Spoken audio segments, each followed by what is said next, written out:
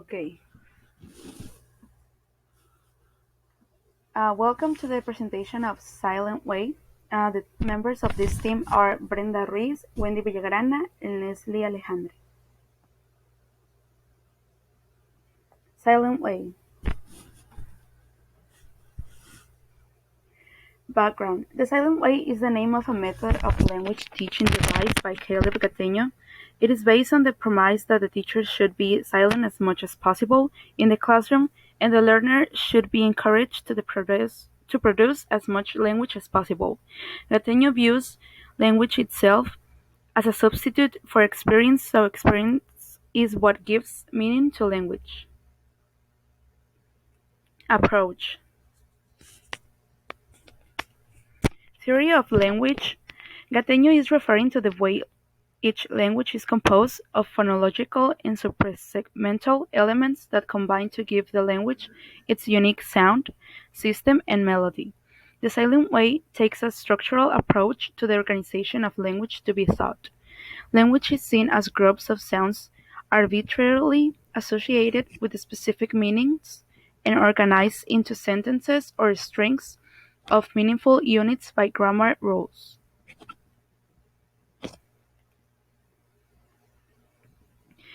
Lessons follow a sequence based on grammatical complexity, and new lexical and structural material is meticulously broken down into its elements, with one element presented at a time.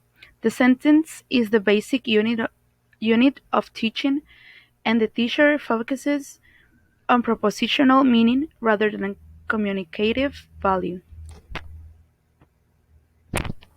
Cateño sees vocabulary as a central dimension of language learning, and the choice of vocabulary is crucial. He distinguishes between several classes of vocabulary items. The semi-luxury vocabulary consists of expressions common in the daily life of the target language culture. This refers to food, clothing, travel, family life, and so on. The most important vocabulary for the learner deals with the most functional and versatile words of the language, many of which may not have direct equivalents in the learner's native tongue.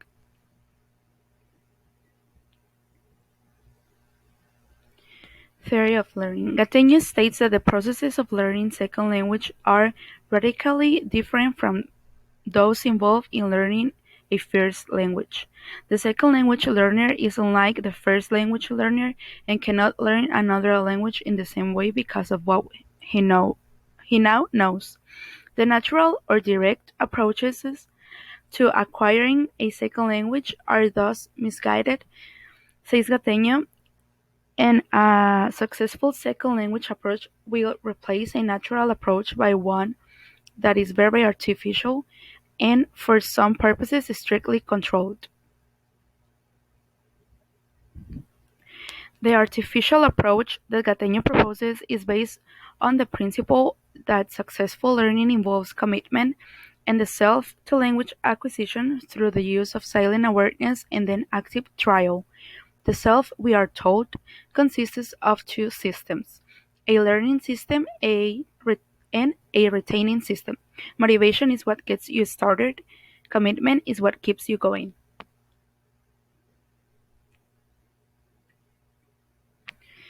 The learning system is activated only by way of intelligent awareness. The learner must consistently test his powers to abstract, analyze, synthesize, and integrate. Silence is considered the best vehicle for learning because in silence, students concentrate on the task to be accomplished and the potential means to its accomplishment.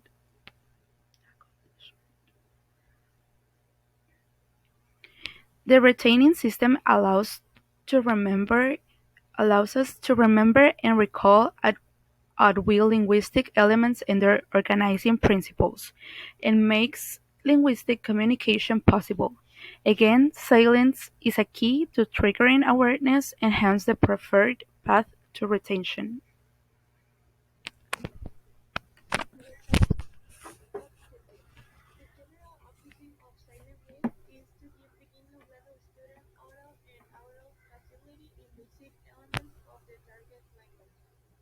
Signal states that the silent way teacher learners how to learn a language and the skills developed from the process of learning a foreign or second language can be employed in a dealing with who knows of everything.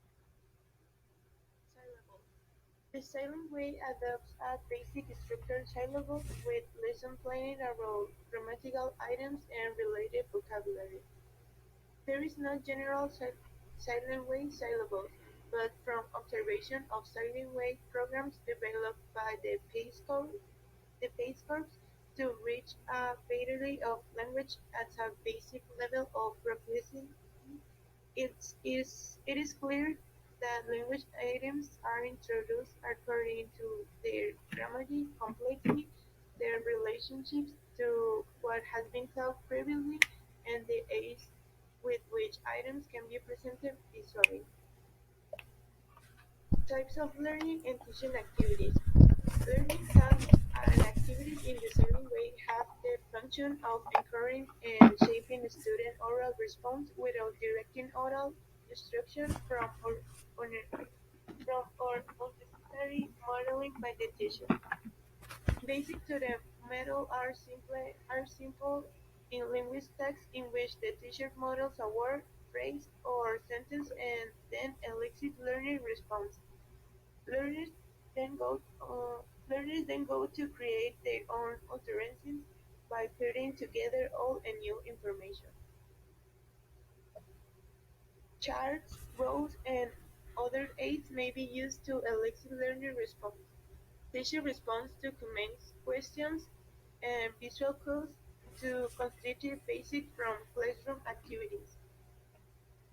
Learner growth. Learners are expected to develop independence, autonomy, and responsibility. Independent learners are those who are aware that they must depend on their own resources and realize that they can use the knowledge of their own language to open up some things in a new language. Learners have to play varying roles. At times one is an independent individual and other times a group member. A learner also must be a teacher, a student, part of a support system, a problem solver, and a self-evaluation. They are expected to interact with each other and search alternatives to each other. Learners have only themselves as individuals and the group to rely on, and some must learn to work cooperatively rather than competitively. They need to feel comfortable, comfortable with the, they need to feel comfortable both correcting each other and being corrected by each other. Teacher roles. Teachers are exhorted to resist their long-standing commitment to model, assist, and direct deciding student response. And silently when teachers have remained upon the orderliness of self-restraint to which early experience of the silent one has subjected them. By teaching is meant the presentation of a hidden one, typically using non-verbal clues to get a close meaning. Testing follows immediately and may be better determine elicitation and shaping of the student production, which again is done as a silent way as possible. The role of instructional material. The materials consist mainly of a set of color rules, color-coded pronunciation and vocabulary wheel charts, as pointer and reading exercise, all of which are used to illustrate the relationship between sounds and meanings in the target language. They are designed for manipulation by students as well as by the teacher, independently and comparatively, in promoting language learning by direct association. Proceed. Silent way lessons typically follow a standard format. The first part of the lesson focuses pronunciation. Depending on student level, the class might work on sounds, phrase or sentence designed on the chart.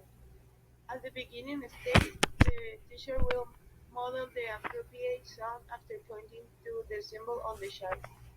Later, the teacher will silently form two individual symbols and combination of symbols and monitor the student utterance. After practice with the sounds of the language, sentence patterns, structure, and vocabulary are practiced.